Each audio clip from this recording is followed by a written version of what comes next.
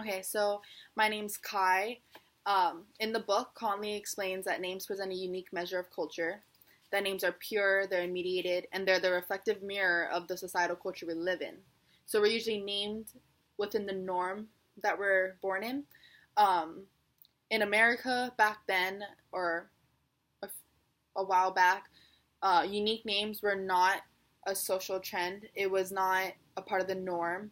So it was very different. For example, in the 1960s, only 20% of white American girls had a unique name. It was very popular and in the norm to have a basic name. Not saying that it's basic, but for example, like Jessica or Ashley. Um, my name is Kai, which is one of the names that you put down to talk about. It's a very different name to have, but in Hawaii, norms are very like broad. We have so many cultures and religions that it's we don't really have something specific, typical, or standard that we live up to.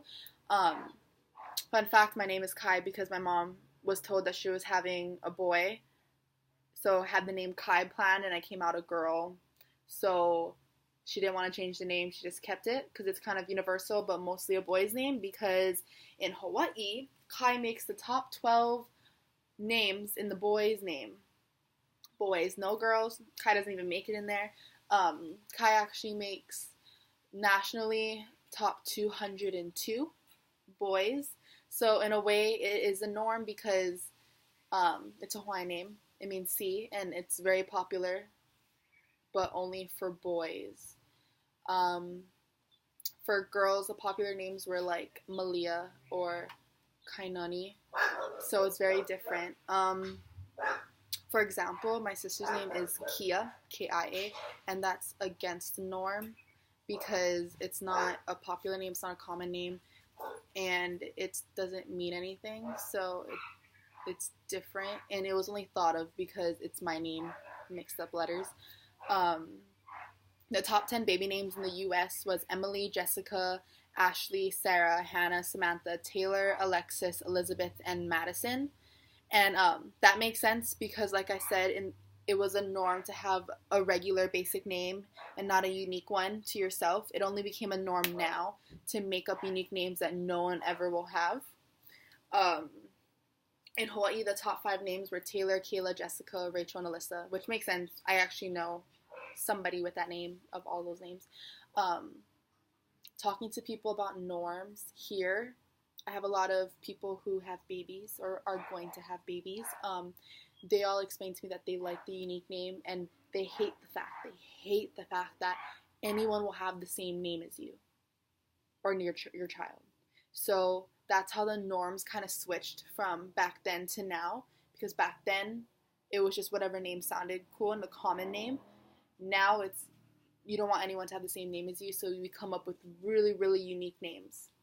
And in the book, it talks about how African Americans had unique names specifically because it was to show independence from, you know, white people because they didn't want to have the same names as them, so they wanted unique names that kept them separate.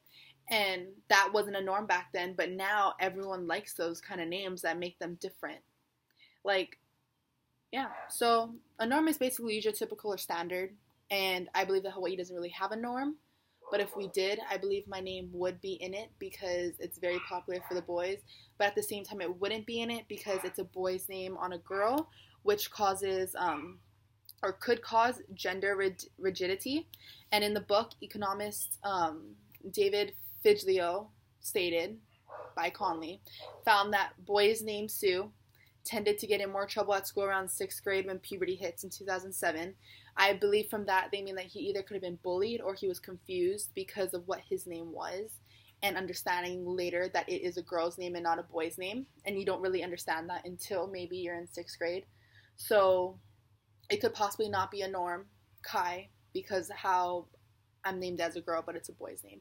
Some names that you brought up that you wanted to talk about was Casey or Kalani or Lindsay. I think Kalani is very in the norm because we are in Hawaii and Hawaiian's very popular language to name your children. So Kalani is definitely a norm. Casey I believe is a norm because I believe it is a basic name, and so is Lindsay. And in America, or the mainland, I believe that is a norm. Over here, I think people are starting to want more Hawaiian names and more unique names, so maybe not a norm today.